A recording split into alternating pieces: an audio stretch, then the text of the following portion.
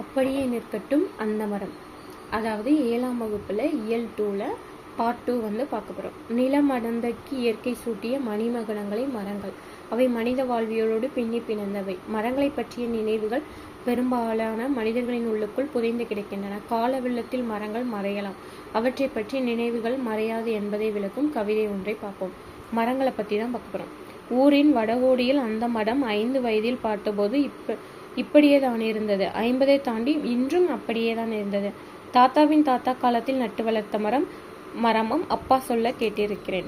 பச்சை காய்கள் நிறமாறி செங்காயாய் தோற்றம் கொண்டதுமே சிறுவர் மனங்களில் பரவசம் பொங்கும். பளபளக்கும் பச்சை இலைகளோடு கருநீல கோழி குண்டுகளாய் நாவற்பழங்கள் கிளைகளில் தொங்கும். பார்க்கும் போதே நாவில் நீரூறும். காக்கை குருவி மைனா கிளிகள் என்னும் பெயரறியா பறவைகளுடன் அணில்களும் காற்றும் உதிர்த்திடும் சுட்ட பழங்கள் பொறுக்க சிறுவர் கூட்டம் அலைமோதும். வயது வந்த அக்காக்களுக்காய் கையில் பெட்டியுடன் ஓடி ஓடி பழம் பறிக்கும் தங்கச்சிகள். இரவில் மெல்லிய நிலா ஒளியில் படையெடுத்து வரும் பழந்தின்னி வௌவால் கூட்டம். தோப்பு முழுக்க பரவி கிடக்கும் மரத்தின் குளிர்ந்த நிலையிலே கிளியாட்டத்தட்டின் சுவாரஸ்யம் புளிய மிலாருடன் அப்பா வரும் வரை. நேற்று மதியம் நண்பர்களுடன் என் மகன் விளையாடியதும் அந்த மரத்தில் நிழலில்தான்.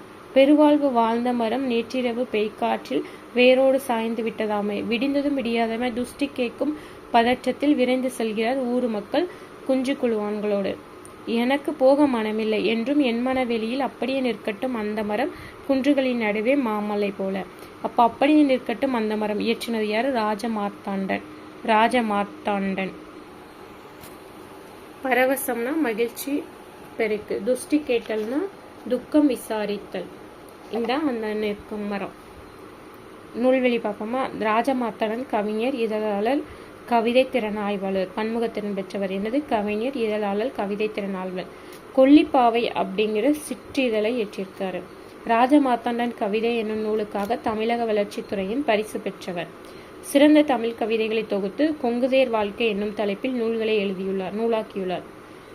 சிறந்த தமிழ் கவிதைகளை தொகுத்து கொங்குதேர் வாழ்க்கைனா யாரு? ராஜமார்த்தாண்டன் தான். ராஜமார்த்தாண்டன் கவிதை என்னும் நூலுக்காக தமிழ் வளர்ச்சித்துறையின் பரிசை பெற்றவர். சிற்றிதழ் எழுதியிருக்கார். அது என்னது? கொல்லிப்பாவை.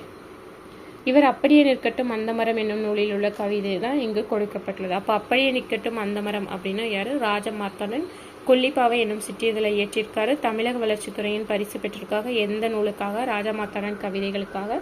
கொங்குதேர் வாழ்க்கை அப்படிங்கிற தலைப்பில் நூலாக்கியிருக்காரு. சிறந்த தமிழ் கவிதைகள்லாம் தொகுத்து அப்படியே நிற்கட்டும் அந்த மரம்னா ராஜமார்த்தாண்டன். அதுக்கப்புறம் கலாப்பிரியா அப்படிங்கிறவங்க ஒரு கவிதை எழுதியிருக்காங்க. புது கவிதை என்னன்னு பார்க்கலாம். குப்புகள் விலக்கி கொத்து கொத்தாய் கருவேலங்காய் பறித்து போடும் மெய்ப்பண்ணை ஒரு நாளும் சிராய்ப்பதில்லை கருவமுட்கள். குழந்தை வரைந்தது பறவைகளை மட்டுமே, வானம் தானாக உருவானது. கலாப்பிரியா. நாவற்பழத்திற்கு ஓமையாக கூறப்படுவது கோலிக்குண்டு. சுட்ட பழங்கள்னா மண்ணூட்டிய பழங்கள். பெயர் அறியானா பெயர் பிளஸ் அறியா. மனம் இல்லை, மனம் பிளஸ் இல்லை. இதான் ரைட் ஆன்சர். மனம் இல்லை, மனம் பிளஸ் இல்லை. நேற்றிரவு. இதான் ரைட்.